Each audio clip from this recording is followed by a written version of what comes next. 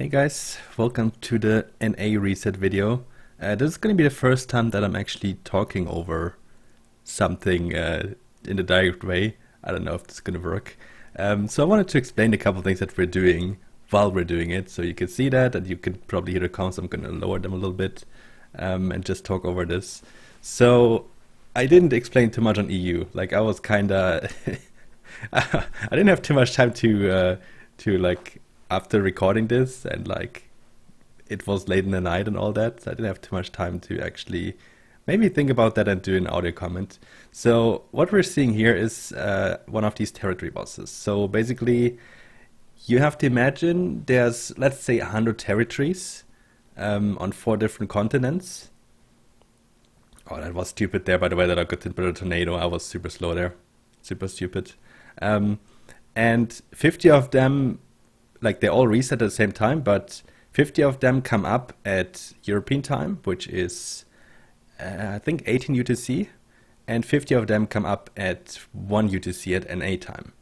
And this was the NA time. Yeah, it's 1 UTC. You can see that in the bottom right. I got hit there again. I'm so bad. I think that was the only 2 times I got hit by the tornado, though. But usually you shouldn't get hit. Like, you usually have enough time to react. I don't know. That was just stupid. And yeah, then these bosses come up all at the same time. Basically all 50 territories. I think it's more than that, to be honest. They all come up at the same time, and then you fight for them. Then you have to fight this boss. The boss is the same on every territory. And you can kind of not clear it much faster than 5 minutes, because you have to clear these ads that you can see. You have to kill, I think, 10 of them. And they have to explode close to the boss, and then you do a maximum of like 99% damage. You can't do more than that. So yeah, we're clearing this one pretty fast, actually. Yeah, just wanted to explain that a little bit. And if you have these territories later on, that basically means they generate like season points. Those are important to win the season and all that. And season points is also equal siphoned energy, which is one of the which is a very important resource in the game, because you can do a lot with it, and it's used a lot, and it's a currency that the top guilds have a lot of, and they can just like sell it anytime when they want to, and then they can like regear people or pay people for GVG or something. So yeah, GVG, probably should explain that as well, is usually a 5v5 where you fight over territories later on. Like, you don't have them the whole time, these territories.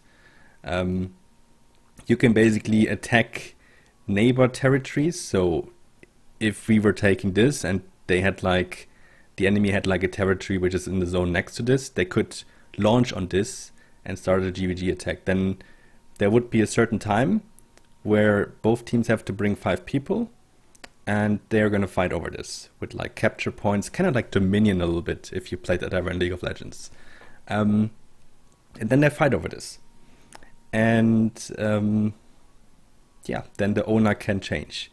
Another thing is there's usually a couple resources on the territory, but that's only more important on the high tier zones, because they change it a lot. It used to be that only territories had tier 8 resources, which is like the highest tier resource in them, but they changed it so that only like really high tier zones have tier 8 now. And this one, for example, is not one of them, but it can have tier 7 tiers, which is still good, but yeah. So the main thing of the territory is, though, that you have some safety. You have like a bank there, and you can go into the tower where there's a laser that attacks enemies, and there's guards all over the place and everything, and you can kind of like be kind of protected on them. At the same time, you're not super protected though, because there's people who will want to kill your mages. Every territory has like 4 mages, and they generate a little bit of siphoned energy as well. And yeah, people are raiding that, because then they can get the energy from the mages, and they get the season points as well for that. So there are people fighting over this as well. And another thing that territories have is not only the normal GVGs, they also have crystal GVGs. They basically allow you to upgrade territories so they generate more energy every day. Stuff like that. It's very complicated, but I don't want to go too deep into it. I'm actually not into GVG at all. I played one GVG in my whole life, which was actually recently. But yeah. So you see at the end, we all got a little bit of energy as well there. That's basically just for the people killing the boss. They get a little bit of extra energy. I'm paying that into a bank, and then later I ask an officer to give me the energy back. But just to have it safe so I don't have it on me. Because in this game, there is full loot PvP. If I die, I lose everything I have on me. And energy is worth quite a bit. So I probably just paid in like 500,000 there. So yeah. Okay, so basically after this we had to run a little bit. We had to run a couple zones.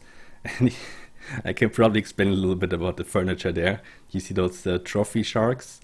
Someone placed them there to make it harder for boss teams. You can destroy them, but it takes really long because this is like high tier furniture. Or if you are the owner of this furniture, you can just pick it up. And I guess someone was like, okay, I'm gonna make it harder for everyone else to get these territories to kill the boss. But if I get here and I can do the boss, I could just pick it up and it's gonna be easy for us. So that's basically what the guy was thinking there.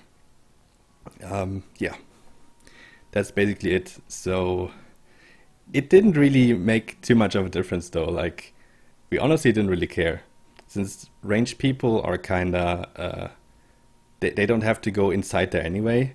It's just that the mob that we have to aggro, like we actually run 2 tanks, which is a little overkill. You don't really need 2 tanks for this. They just have to taunt them and bring them to the boss, and that's all about it. Yeah. What else do I have to explain? I feel like there's not much more. Oh yeah, I just checked my mails, because I have activated that every time I sell something or like buy orders for Field or something like that, I get a message. So I always check when I sold something. And I'm usually someone who plays the market a lot. I play a lot of economy, so I usually get a lot of messages, like especially reset day, like right before we like ride out and go to these territories. I usually put a lot of stuff on the market, because I know if there's fights and people didn't already buy multiple sets for themselves, then maybe they will go to the market and buy something more, and then they will buy my items, for example. So yeah, I mean, I'm mostly just selling one certain weapon, like crossbows. I don't even use them myself. It's kind of stupid if you craft something that you don't even use yourself. You're kind of missing out on something then.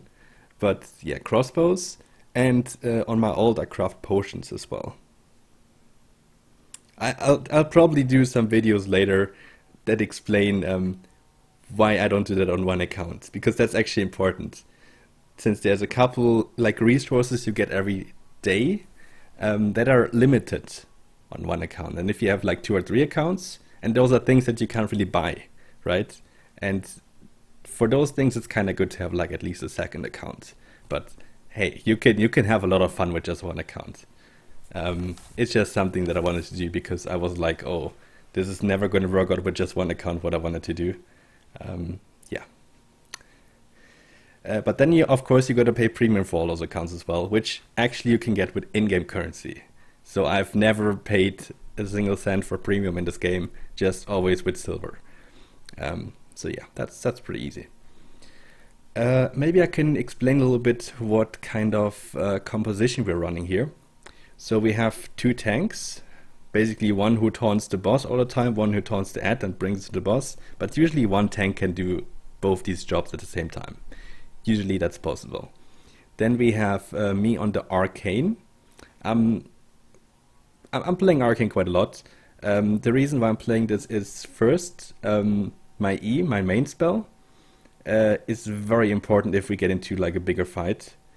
It's gonna be great. It's basically the best weapon in the game, because it's like the best defensive weapon at least. And for my W, that's very important, because if I put my W on something, it's called frazzle, then this enemy will take more damage. And it's always good to have one arcane in like a boss killing team like this.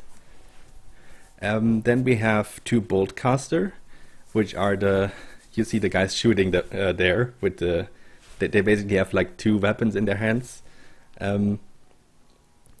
That's the best single target damage weapon in the game. And that's actually a crossbow, so I actually crafted the items that these 2 guys are wearing, the weapons at least. And then we have one more DPS, which is the group leader here. He's organizing that group for us, and he's on a fire staff.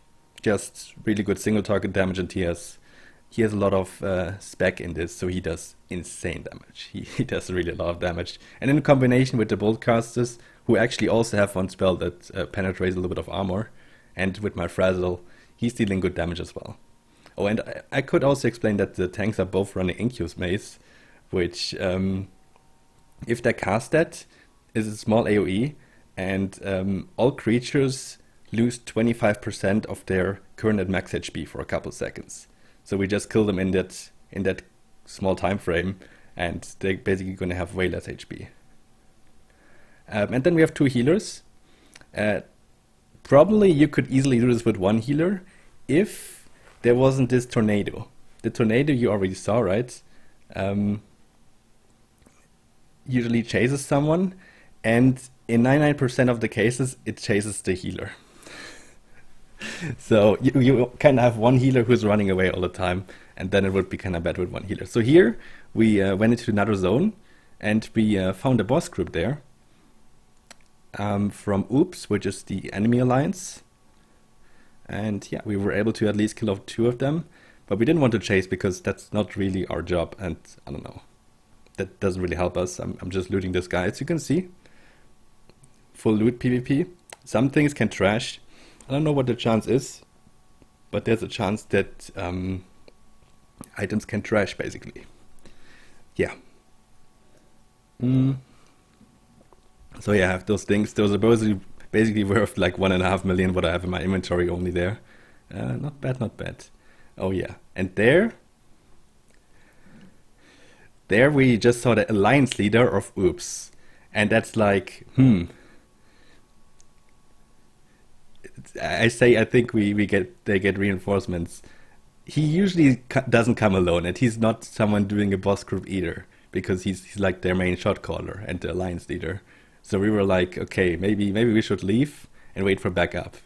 And we also saw on the map there's like a red circle, and depending on how big the red circle is, you can see how many people there are. But yeah, we basically thought it's a bait, and yeah, we were doing slow basically.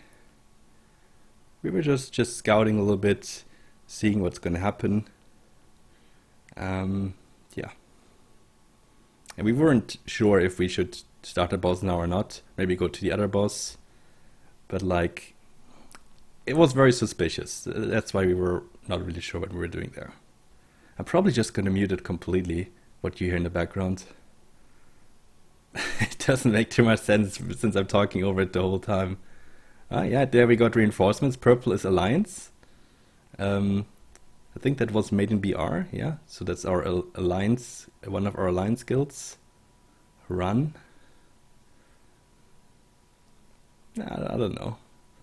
We're getting into a fight here, as you might expect. So the blob on the map is getting bigger, as you can see.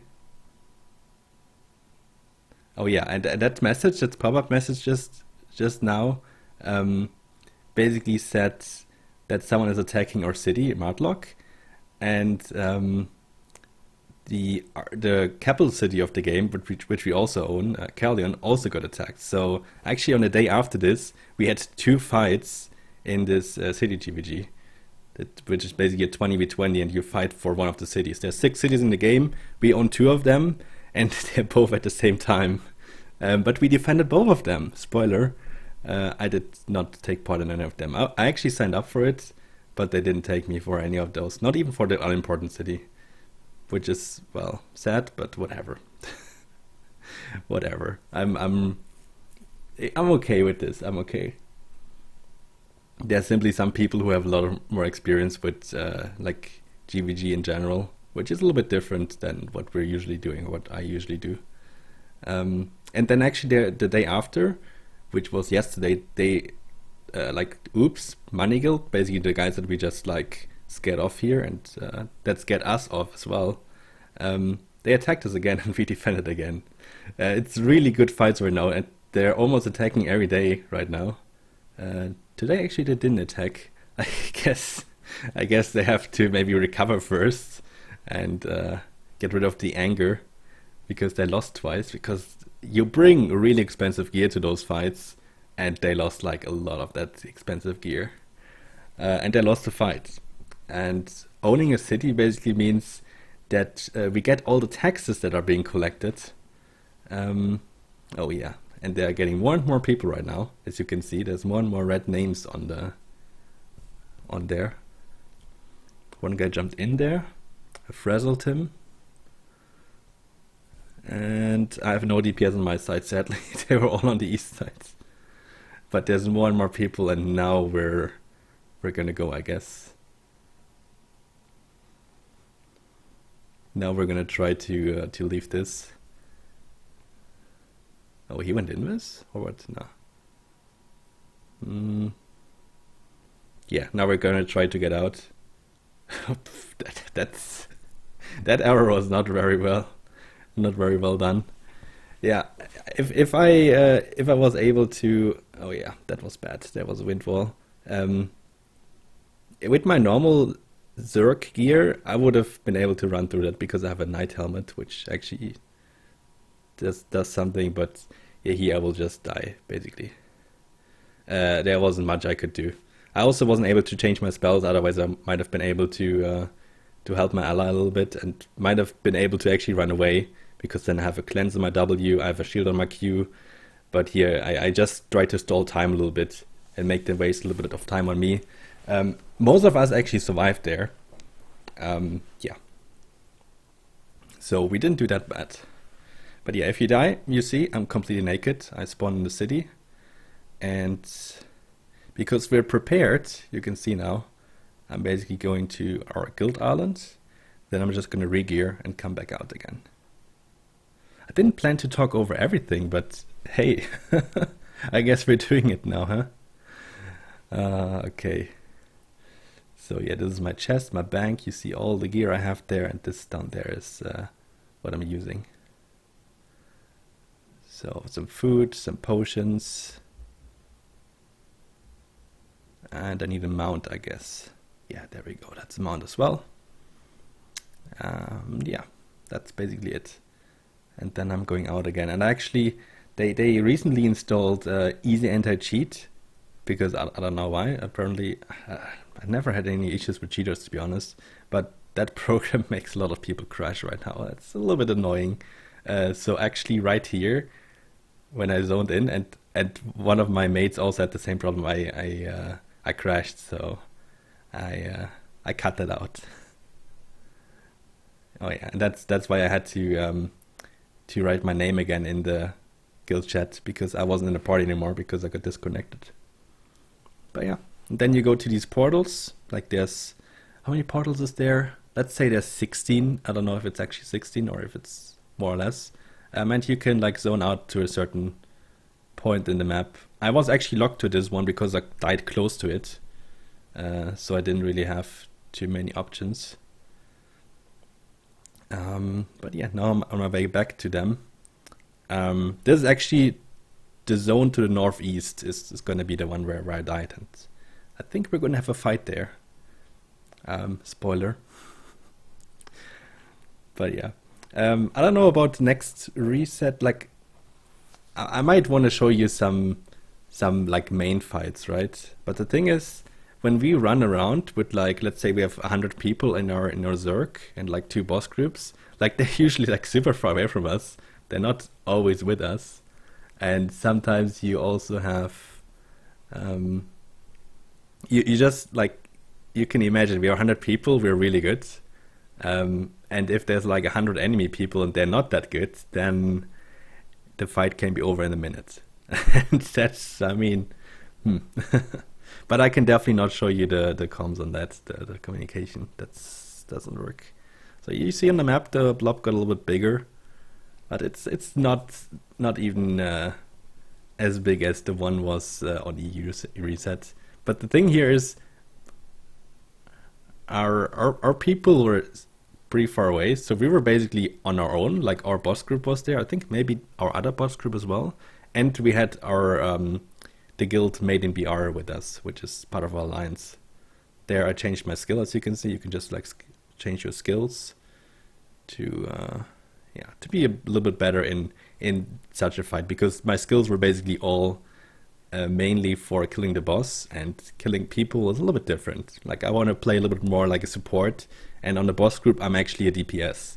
So yeah, it's important to change that. And then I think we're going to get into a fight, and I could probably even explain you a couple of my skills. So there you see all the people, and there we go. So let's see if I'm using anything. I'm not using any spells. Okay, come on, use something. Oh yeah, someone used siege bow there, but honestly everyone just ran out. Yeah, this tank of them was going way too deep. I don't know what he was doing. Way too deep. Our tank on the mount, he was trying to get dismounted, I believe, because then he has less cooldown than if he dismounts by himself. But I think actually this was not really a fight. They're just running. Here Derek is important. He's as I said, the alliance leader. I think we didn't get him in the end, but yeah. I don't know what he was doing. They had like 20 people there just roaming around. It was kind of weird. I don't know where the rest of his Zerg was. Like, I don't know what they were doing, to be honest. So here I used my big aura thing, which basically gives everyone standing in it resistances, every ally. It removes all positive buffs from enemy and removes all negative debuffs from allies, and that's why it's the best weapon in the game. It has a relatively high cooldown, but yeah, anyway. Yeah, it wasn't really a fight. Sorry, guys. I thought this was more of a fight, but this was actually, yeah, I don't know. They were like 20 people because like maybe 6 and the rest of them ran. Happens. But I think we were trying to get the next Terry after this. So yeah, I had to change back my skills. As you can see, you have like different kind of skills on each weapon, on each armor piece, different passives, and that all adds up to a lot of variety. And honestly, even when I'm not in combat, I could just change my weapon as well, and just have like a different weapon. So we actually then got the info that they still have a boss team on the boss there, but yeah, they didn't survive for too long because we all jumped them, which wasn't really that necessary, I guess. But yeah, I mean, you probably, if you saw the EU reset, we actually had a fight like on this platform when the boss just got killed by someone else. That was a good fight. That was a pretty fair fight as well, I would say. Although we were kind of more prepared for it than they were. But yeah, here we just saw the boss. What else can I explain? What else is important? Oh yeah, I haven't explained all my spells yet, I guess. So W is frazzability, where you reduce, where they take more damage. It doesn't reduce any armor or something, it's just that the enemy takes more damage. On my Q, I have basically just a quick damage spell with a little bit of cast time. So yeah, it has cast time, so that's kind of important. You'll see later why. Why am I not even using that? So I use Frazzle there, yeah, there I'm using it. Okay, so my E, as you saw, was this big aura thing, which actually purges. Yeah, it removes all enemy buffs, and it removes all our debuffs and gives us resistances, so it's big, super good. Then my R is my chest piece, which for I think 10 or 8 seconds reduce my cast speed, so I can cast super fast. So I can cast my W and my Q super fast because they have a relatively high cast time. So I can put out a lot of DPS in like a short amount of time. There I'm using it. See? Whoop, whoop, whoop. killing super fast. Then my D is, you probably see that later as well, Druid Cowl. You can put an aura on the ground, or not really an aura, but a mana pool. And everyone standing in it, or like 5 people at least. Yeah, they get mana. And here I just purged him, then he lost his nature buff. He was basically just trying to troll us, but well, you gotta stand up earlier to troll us. Like, we kind of know how to do this. So this is the Druid Cowl, for example, on the ground. Someone else had this as well, and then you gain extra energy. And then on the F is the Boots spell. Druid Cowl, by the way, is a helmet.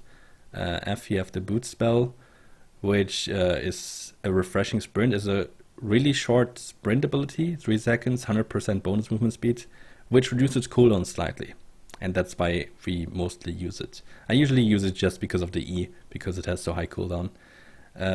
What I forgot is on the left side A, which is basically to mount up. And on the right side you have potions. Here I have poison potions, which we throw on the boss, because they actually deal true damage to him. Like, you can see I do like 4 damage with auto attacks.